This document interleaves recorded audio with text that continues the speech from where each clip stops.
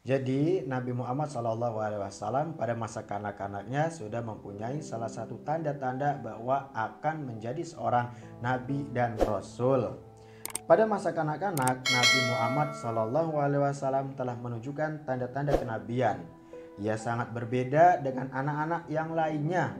Ketika Nabi Muhammad berusia 5 bulan, Nabi Muhammad sudah bisa berjalan. Masya Allah, Nabi Muhammad di usia 5 bulan itu sudah bisa berjalan. Beda dengan manusia biasa seperti biasanya. Ketika usia 5 bulan entah masih bisa apa, entah itu masih bisa telungkup ataupun bisa apa, itu Allah alam. Tapi berbeda dengan Nabi Muhammad, 5 bulan sudah bisa berjalan. Dan pada usia 9 bulan Nabi Muhammad sudah bisa berbicara. 9 bulan Nabi Muhammad bisa berbicara. Berbeda dengan kita, itu biasanya usianya agak tua, yaitu 1 tahun, entah 9, entah itu 2 ataupun berapa. Itu berbeda dengan Nabi Muhammad, 9 bulan sudah bisa berbicara.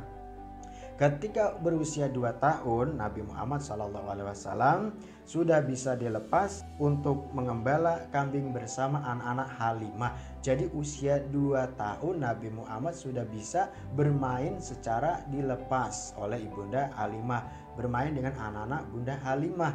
Jadi bersama saudara sepersusuannya, dan juga bisa mengembala kambing tersebut. Jadi aman-aman saja Bunda Halimah melepas Nabi Muhammad SAW. Pada suatu hari, ketika beliau sedang bermain bersama anak-anak Halimah, Nabi Muhammad SAW didatangi malaikat Jibril. Malaikat Jibril memegangi Nabi Muhammad SAW dan membelah dadanya. Jadi tiba-tiba ketika asik bermain, Nabi Muhammad didatangi oleh malaikat Jibril yang menyerupai seorang laki-laki tua. Setelah itu malaikat Jibril memegangi Nabi Muhammad dan membawa ke salah satu tempat. Dan malaikat Jibril membelah Nabi Muhammad dadanya. Malaikat Jibril mengeluarkan jantung Nabi Muhammad SAW. Jadi Nabi Muhammad dibelah dadanya oleh malaikat Jibril. Setelah itu diambillah jantungnya dan juga hatinya. Seraya malaikat Jibril bergumam dan berbicara, inilah bagian dirimu yang dikuasai oleh syaitan. Jadi gumpalan-gumpalan darah yang ada di jantung dan juga yang ada di hati itu dibuang, karena memang ini merupakan salah satu sifat yang dikuasai oleh syaitan.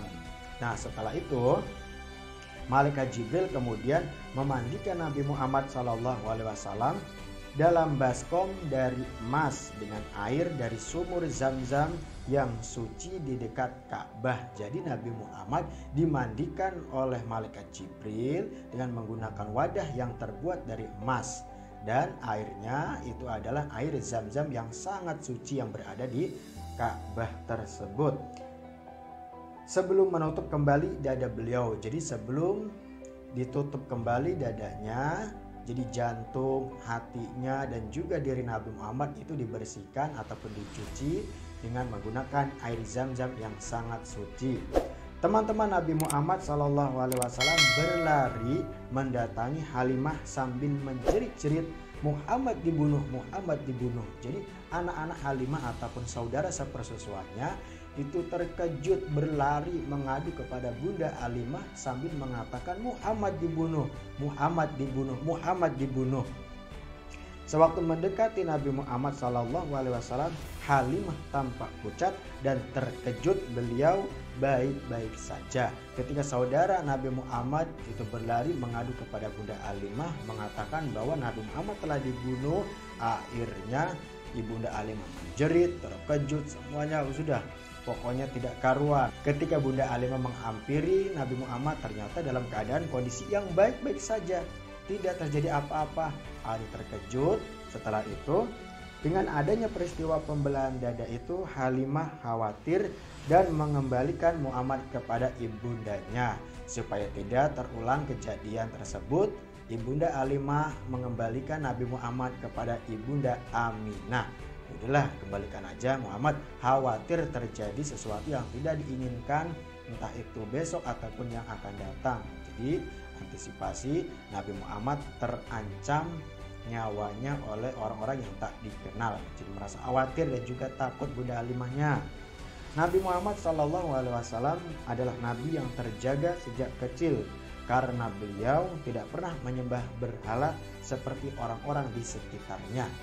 Nabi Muhammad sewaktu kecil dan juga sampai dewasa tidak pernah sedikit pun menyembah berhala seperti orang-orang di sekitarnya karena sudah terjaga oleh Allah Subhanahu wa taala yang bersifat maksum, yaitu terjaga dari perbuatan keji dan mungkar dan perbuatan yang buruk. Beliau tidak pernah makan daging hewan yang disembelih untuk kurban berhala. Sedikit pun Nabi Muhammad tidak pernah memakan daging dari hewan yang dikurbankan hanya untuk sesembahan berhala ataupun sesajen. Ya, jadi tidak pernah sedikit pun memakannya, apalagi memegang. Itu tidak pernah karena sudah terjaga perilakunya karena bersifat maksum tersebut. Nabi Muhammad SAW juga tidak pernah minum minuman yang memabukkan. Nabi Muhammad sedikit pun sejak kecil dan juga masa remaja dan juga masa dewasanya tidak pernah menyentuh dan juga mengkonsumsi minuman beralkohol ataupun yang bersifat memabukkan. Itu karena sudah terjaga. Dan juga Nabi Muhammad tidak pernah berfoya-foya seperti orang-orang di sekitarnya.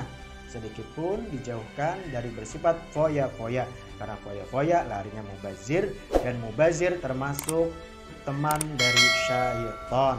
Baik anak-anak, itu saja penjelasan terkait tentang masa kanak-kanak Nabi Muhammad SAW.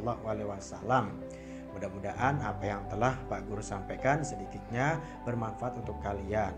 Sebelum mengakhiri pertemuan pembelajaran sejarah kebudayaan Islam ini, mari kita bersama-sama mengucapkan kalimat hamdalah. Alhamdulillahirabbil alamin. Wassalamualaikum warahmatullahi wabarakatuh.